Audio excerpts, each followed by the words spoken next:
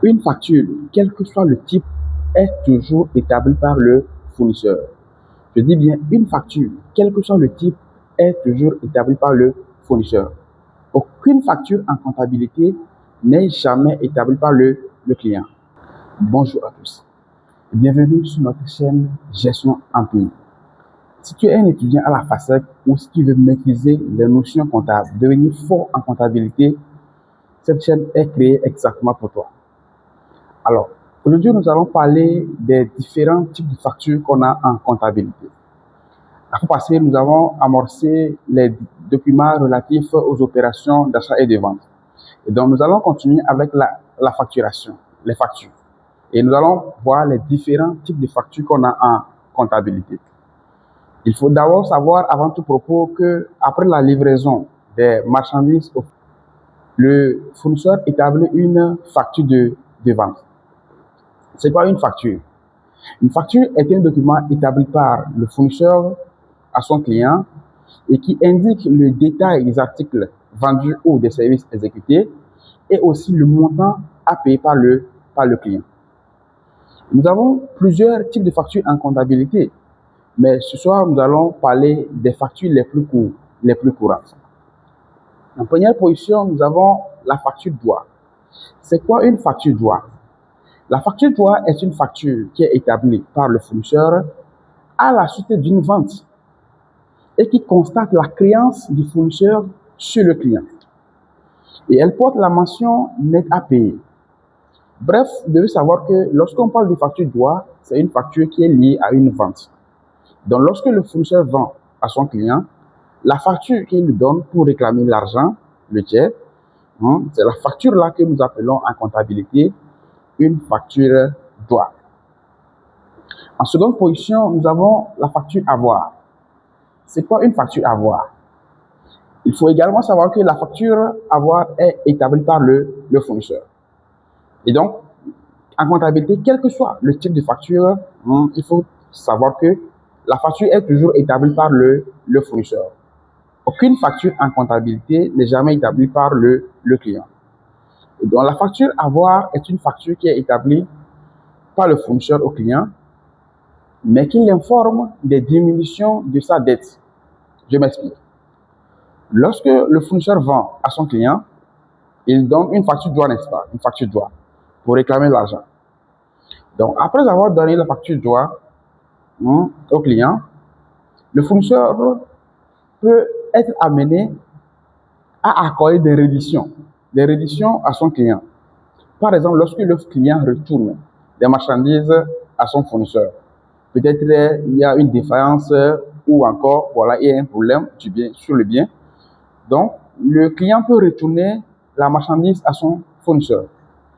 Et lorsque le client retourne les marchandises ou encore une partie des marchandises achetées à son fournisseur, le fournisseur est donc amené à lui accorder des réductions. Et comme nous sommes en comptabilité, tout ce qu'on doit faire doit être matérialisé par un document écrit.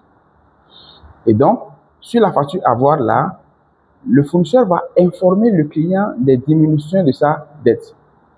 Nous allons dire simplement que la facture avoir est une facture qui est liée à un retour, par exemple, et qui informe le client de la diminution de sa dette. Je donne encore un autre exemple. Prenons une entreprise qui vend les chaises. Lorsqu'une entreprise vend, par exemple, 100 chaises à son client, 100 chaises pour 300 000, bon, à raison de 3 000 francs l'unité, par exemple, et que peut-être après vérification, peut-être 2 jours après, le client a remarqué que 2 ou 3 chaises sont cassées chez le fournisseur avant qu'elles soient arrivées. Donc, le client peut retourner une partie des chaises là qui est cassée à son fournisseur. Et donc, à la suite de ce retour-là, le fournisseur est donc amené maintenant à lui accorder maintenant une réduction. Donc, pour lui dire que, voilà, le montant que tu allais payer initialement a diminué. Et donc, la facture avoir là, c'est une facture avoir là, c'est une facture qui va prouver, voilà, qui justifie qu'il y ait une diminution.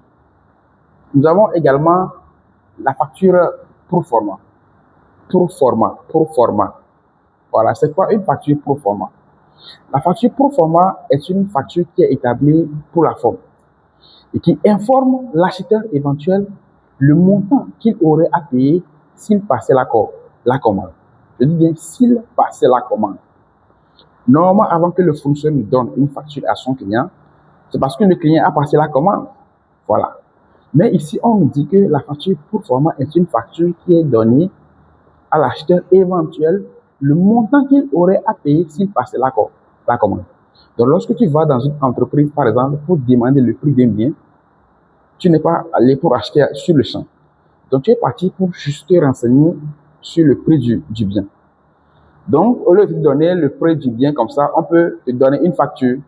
Dans la facture qu'on va te donner, ce n'est pas pour te réclamer directement l'argent, mais c'est pour t'informer du montant que tu vas payer si tu reviens pour acheter le bien.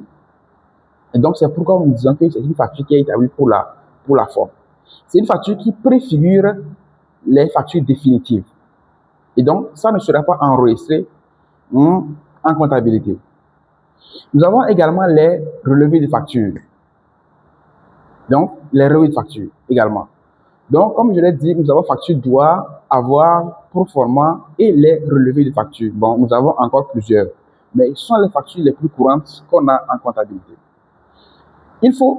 Pour finir, il faut savoir que, quelles que soient ces factures-là que nous disposons en comptabilité, seule la facture doit et la facture avoir seront enregistrées par le comptable. Donc, les autres factures, comme facture pro forma, relevé de factures, tout ça là, ne seront pas enregistrées en comptabilité. Dans la vidéo suivante, nous allons parler des 10 principes comptables. Donc, chaque comptable doit maîtriser ça. Donc, si tu aspires à devenir un bon comptable, tu dois maîtriser ces 10 principes comptables-là. Nous allons les voir dans la prochaine vidéo, les expliquer un à un. Merci.